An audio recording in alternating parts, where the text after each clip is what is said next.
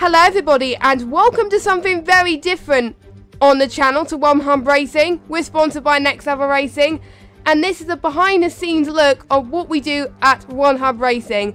And I've got someone that knows One Hub Racing at the back of his hand. He owns the league.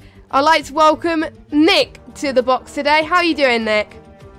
I'm doing good, thanks Jess. Good to be here and looking forward to kind of sharing with everyone what happens behind the scenes here at One Hub Racing. Yes, and there's some of you that might be very new to the league and want to know what goes on, or you might be just curious on how we run things here. So this is the place to go.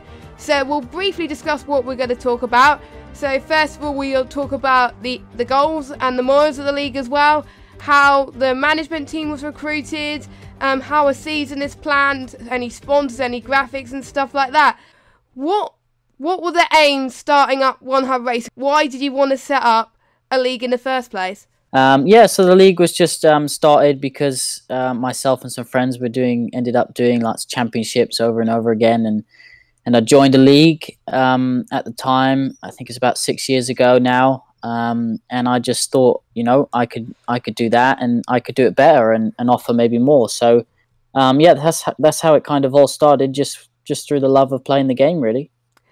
How hard was it when creating a league to make it unique and different to everything else to attract people joining? Yeah, I mean, when I first started, I didn't really know too much about any other leagues, or I wasn't even on Twitter myself at the time.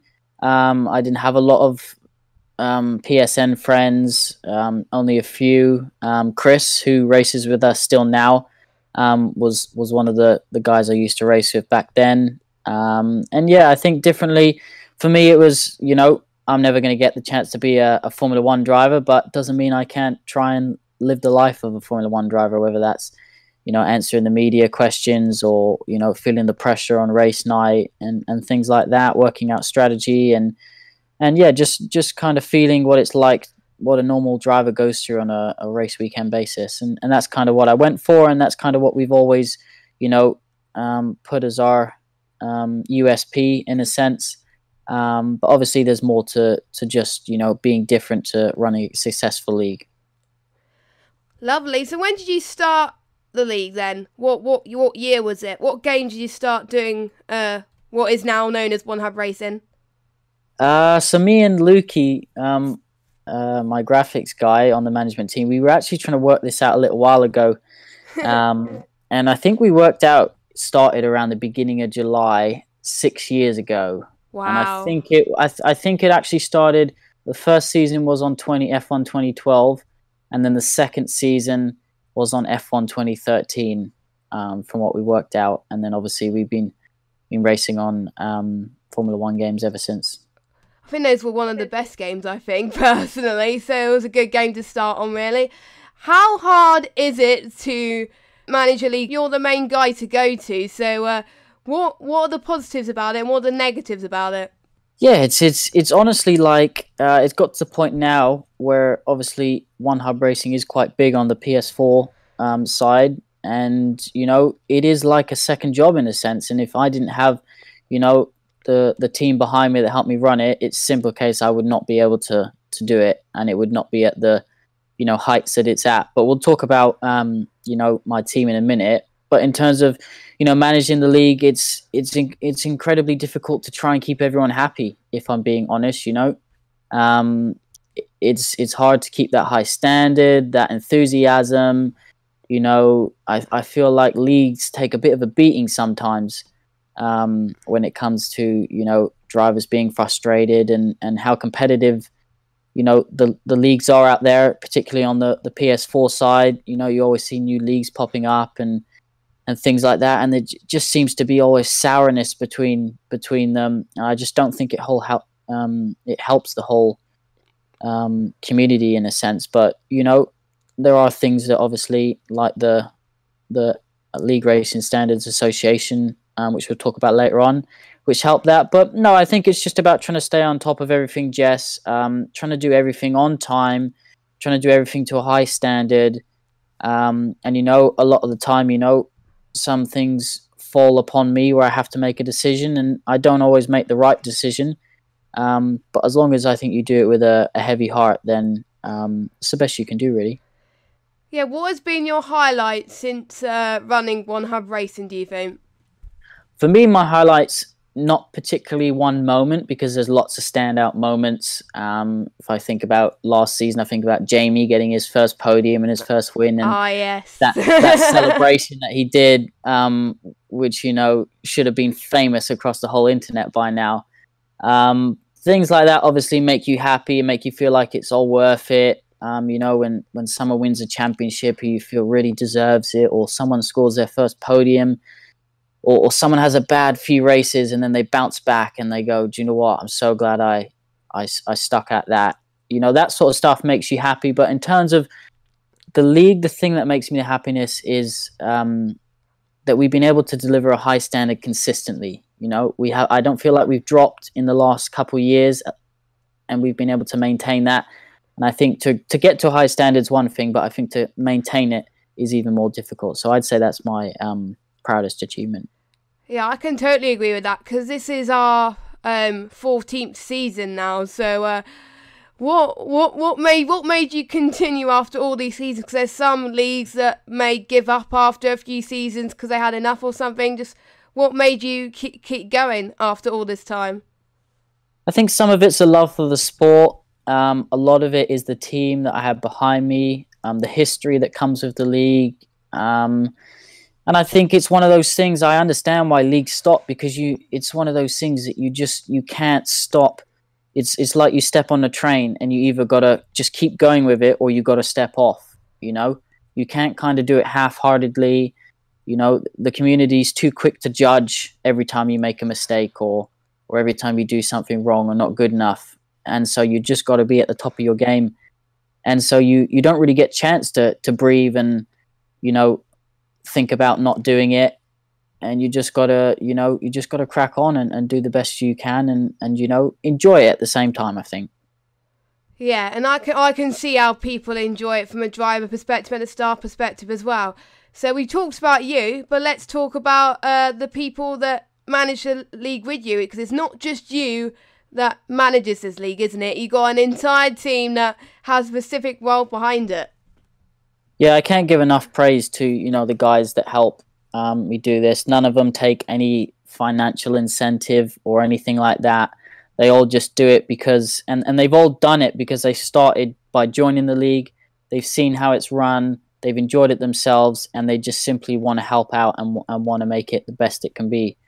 You know, so you've got MLA Mark, who did a bit of esports stuff, but he's always there to offer his opinion in the chat, particularly F1 things related, in terms of on-track stuff, which is really good. Igbo's obviously my co-owner, so he helped with setting up with a lot of the social things. And, you know, if there are any financial decisions that we have to take regarding the league, you know, we always look at it, ask the rest of the team, you know, and come to the best decision. Jamie's been fantastic since he joined the league. He's helping out with the sign-up this season. I know it frustrates him a little bit, but he's doing a great job at that. He also looks after the team side of stuff, which gives us another, you know, off-track experience kind of thing for drivers to apply for contracts with teams and things like that. So, you know, he does a great job. Jono did stewarding for years. He's taken a step back. He obviously did a bit of commentating as well, but he's not into F1 games as much anymore, but he's still there if we need to his opinion on something, and he is available, you know, for the current stewards if they ever need some help or an opinion on something. They'll go back to him. So Gaza, again, he's loved the league. He's been a great supporter, and he does all of our standings and results. He's been doing that for a little while now, helping me out with that. And this season, obviously, Sam's been brought on board to help with the standings as well. Again, I met him twice this year in 2019, once go-karting and another at Silverstone. So he's a great guy as well, helping out. White Fountain, he's obviously joined, I think 3 seasons ago, you know, and he really enjoyed the league. He loved it. And he's helping out with the stewarding. So a really tough job for himself and Mark, who's another member of the team. You know, stewarding, it's always the job where, you know, you're always going to be hated by someone. no matter what you do. So you're never going to be able to please everyone. So it is difficult for them, but they do such a great job each week with the stewards drivers briefing, and really trying to explain the incidents to the drivers and why they've been penalized or why they haven't been penalized. So big well done to them. Obviously yourself, Jess, you've joined the most recent, but you're taking up the head of broadcasting and doing a fantastic job. So really good to see commentating, which we'll come on to in a minute. It's so important to help grow the league and obviously put on a show. So you're heading up that, as well as some social stuff as well, which is a great help.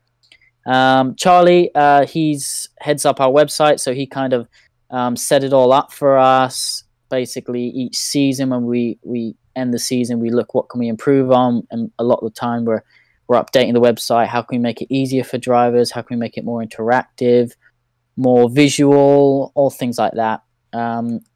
And then, of course, you got Lukey, who does all of our graphics, and I don't think anyone can say anything bad about the guy because the amount of hours he's put in over the last 12 months on graphics is absolutely unbelievable. And he deserves a lot of credit, and all the graphics you see he's done. And as I says, he works tirelessly each week to make sure the standings looks fantastic. And yeah, they really are at the top of their game. So they all have their roles on the team, Jess, like yourself, but that it's just every day we're discussing something. There might be an issue, it might be something that we need to improve on, it might be something that we need to bank for next season, to think about. It just never stops, and obviously without the team I wouldn't be able to run One Hub Racing, so big thanks to them. That is good to hear. And it's not just the management as well, we also have our coordinators as well. How important is the league coordinators to this league as well in making sure that the race is run smoothly every week? What do they do to make sure that their tiers run successfully? Yeah, so it's just about making sure the lobby's up on time, commentators are in, drivers get invites, backup invites, rules are set to what they need to be set. It's just about that consistency, delivering that consistency at a high standard. These are the rules. They don't change based on, he's my friend, he's my teammate, blah, blah, this. It's not political. These are the rules. They happen each week. The tier coordinators are there to ensure they let us know absences, things like that. We really try and keep on top of that. And, that they work with the management team to, ensure that the lobby runs smoothly on a Friday. Yes, thank you very much for that. And now we'll move on to the next point, and it is our commentators, the ones who actually broadcast each week, every Friday night for all our tiers. Well, it doesn't matter how many tiers there are. How are they important to the league? Yeah, I mean, we started broadcasting back in season 10, so we haven't actually been doing it for that long. But I'd never realized how important commentators were and streaming was, because in a sense they're the face of the brand. They're the ones that represent the brand at the peak time, which is our Friday nights during the races. So it's really important to ensure that we pick the right people for the roles. They have the right support behind them. They know about the league history. They really get involved and understand how we're different and how important it is that we start on time. We say certain things during the stream. So it's just about working with them. And do you know what? I don't think the commentators do get enough credit for the hours they give up over a season. Obviously, Jess, we can't say what it is, but we are working on something to be able to reward our commentators for future seasons. Yes. Which it's just a way of saying thank you for what you do. Watch this space. I'm actually really excited to launch this. So we've been discussing about this, and it's going to help the commentators, I think, as well, and really help them with their broadcasts and how to improve and stuff like that. And I each give feedback. If there's any feedback or anything that they need to work on, I just message them on the weekend, and if they don't get a message, assume that they've done well.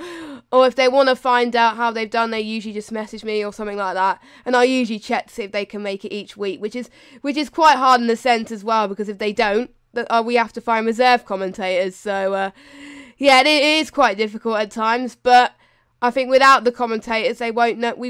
I don't think they know people would know much about the league, and it is sometimes it's quite hard if it's a bad race as well to attract people to the league. But all in all, the commentators, I think all of them have been brilliant so far this season, and they're very keen to improve. Okay, so we're going to move on to our next point now, which is the website, which has been designed by one of our management members, Charlie. Now, not many leagues have a website. How was it to do a website? Why is it important to have a website for One Hub Racing? Yeah, so it's really important considering the off-track stuff that we do here at One Hub Racing, and I think as well it really helps build a sense of a community. It really gives the league a face, a home, somewhere for people who haven't raced with us before. They're going to go and look at that, and its first impressions. They see how professional it is. They see how much effort and content's been put into it, and it kind of gives them a insight into what's to come. But the website we moved recently, a couple years, not a couple years ago, just over a year ago now, from I think it was Webs to WordPress, and Charlie designed the whole thing for us. And as I said, each season we just try and improve it, try and make it a little bit better, a little bit easier for drivers. But no, it is definitely the home, where the community spirit's at. And it's still not perfect. There still are things we can improve. How can we make it more interactive and things like that? But you got to start somewhere, and I feel like our website is one of the best out there. So if you want to check out the website, go on to onehubracing.com. and check it out because it's a great website. So we talked about the all nitty bits now. Now we're going to talk about how do we actually plan for a season, because it's not just signing up and turning up this week. It's so much more than that, isn't it? Oh, it's so much more. And it starts well before the season starts, and so much goes into it. Obviously, we always look at the previous season, find out what we need to improve on, what can we do differently. Particularly this season, we left it a while, and we always do. At the start of a new game, we want to see what the game's like. Codemasters are typically launch the game where there's a few issues when it comes to multiplayer, so there's no point in us rushing into starting the league and having disconnections and lobby malfunctions and drivers getting frustrated and quitting, and so we kind of let things settle down, a few patches come in, and during that time it might seem like we're a bit quiet, but really we're having chats behind the scenes. We have meetings on a PSN chat, and we run through basically ideas for the new season, because we do like bringing new stuff in. We think it's exciting. We look at our capacity. We kind of study everything, plan everything. We have presentation points, we have Word documents, we go into detail about everything. So it's a lot goes into it, and I wouldn't be able to do it without the help of my my management team. So big thanks to them for always helping, and we kind of get everything decided, and then we start cracking on, get the website up to date, get ready for it, get the graphics ready. And then we're good to go. And then we try and nail it for the next 20 weeks, or if it's a short season, the next 10 weeks or so. And speaking of the season, we obviously have tiers every week, ranging from the lowest ability to the top ability, and it's not just like F1, F2 and F3. What made you decide to have all these names like Prestige, Pinnacle and Podium and Position and stuff like that? It's funny, when we discuss stuff, we usually do it over PSN party chat. And the amount of times we end up getting hung up on the smallest of things, the smallest of details, and we end up talking about it or debating it for half an hour. And this was one of them. We couldn't decide what we wanted to do, whether we wanted to do Division 1, Tier 1, F1, F2.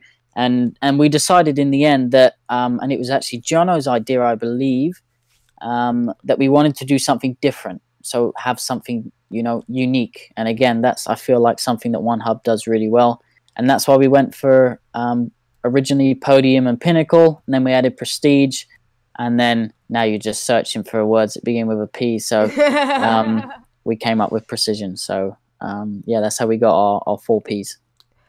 And some leagues don't do this, but you actually cap your numbers when it gets to a certain amount. Why is it important that you do this? At the end of the day, drivers' opinions, are really important to us, and I think it's important to really think, what are the drivers going to think, and in terms of capping it, everyone's always been critical. Why don't we have reserves?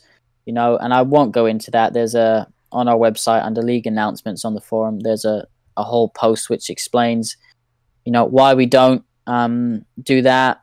And, we always manage to fill signups. And I think it goes on reputation, word of mouth. I think it goes on the impression when they see the website, the graphics, the energy and the effort that's put into it. And I think at the end of the day, if drivers appreciate that, they're going to tell their friends, and everyone's going to want to race. And speaking about how people want to race as well, there may be some drivers that have come off a bad race and might be difficult to come back, like a few seasons ago as well. How easy or hard is it to manage those type of people to make sure that they can still race and they still want to race at Ron Hub Racing?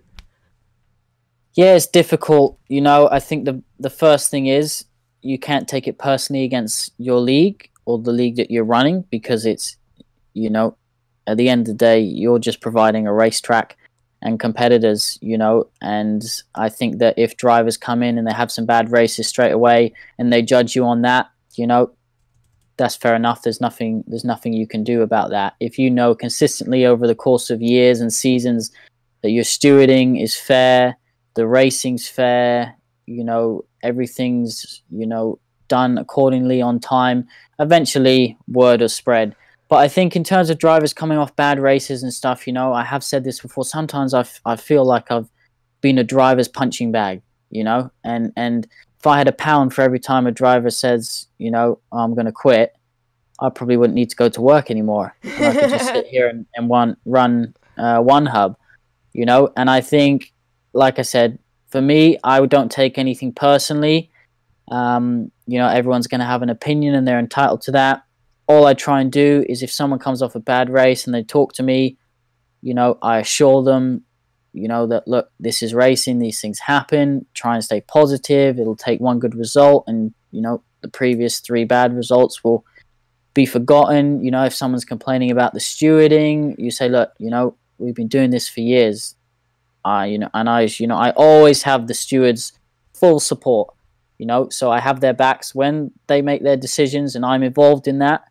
When they put them up online, there are obviously some ones where, look, we can't wait for the backlash on that, but they're all in line with the rules and they're all interpreted the way I want the rules to be interpreted, and everything is done consistently. It is done fairly. There's no agendas against anyone, and it's not about keeping, I always say this, it's not about keeping drivers happy. You've just got to stick to your morals, go down, that's the line. If you cross it, you cross it. It doesn't matter whether you've been racing for us for 10 seasons. It doesn't matter if you're a race premium member. That's the line. If you cross it, you cross it, and we'll do everything we can to try and help you not cross that line. But if you do, stewards' decisions have to be made. Other decisions have to be made regarding drivers. And as I said, everyone's entitled to their opinion, and the drivers who stick it out over a course of a season or years with us, I know 100% that they're going to love it racing at One Hub Racing, and they're going to respect the work that's put in and the consistency and the fair decision making. Is there an example where someone has come off a bad race and then about to quit, and then suddenly they have a good race and they've been able to improve on that? Yeah, I've actually had drivers come and thank me for just giving them a bit of encouragement and saying, hey, look, don't give up. This is a long season. This is what it's about. A long season like we're in right now, it's meant to be like a roller coaster. You're going to have these races where you don't even get out the second corner and your car's in the wall missing a wheel. If you're never expecting that through a course of a season, then you know, you should go join a league that has ghosting on. But yeah, I have had drivers come and thank me. You know, I think Rafa was one driver, you know, when he first got into Prestige, you know, he wasn't that motivated. He felt a bit down after he didn't have the pace. And I just said, look, mate, just keep going. It'll come, it'll come. And he got some good results. And the next season, he went on to be like, you know, top 5 driver. And the season after that, he went on to get podiums and got his first win and challenged Blizzard for the championship. So it just shows you get in, you get out what you put in. So the more effort you put in, you get out. And if you have a bad result, you know, I know it's difficult emotionally, mentally, it's challenging. But what you got to do is you got to turn that negative energy into, I'm going to practice more. I'm going to work harder next week. I won't be qualifying in 8th. I'll be qualifying in 2nd, and I won't be involved in an incident, for example. Yeah, I definitely recommend taking Nick's advice there at the end of this episode, because you can't always be perfect all the time. As a racer, you will expect to grow and develop. There's people from esports teams that expect people to not be perfect all the time as well. So we all start from a low point. We all start from not being a good driver. Even the ones in the lower tiers can expect that as well, and you could expect that from a higher tier as well. If you have a bad race, just learn from it and see, right, what can I do to be better next time? And even if you get taken out, just speak to the person who maybe take you out, and just find ways to improve their driving as well, to see how they can improve, because it might not be their fault. And if it's their fault, see if they can find a way to improve their driving in a way that's respectful. So that is the end of part 1, because there's so many points to go through. We would be here all night. So make sure you tune in to part 2 next Friday, same time, for some more behind the scenes action. I've been JessGames95, and Nick's been Nick. See you soon. Goodbye.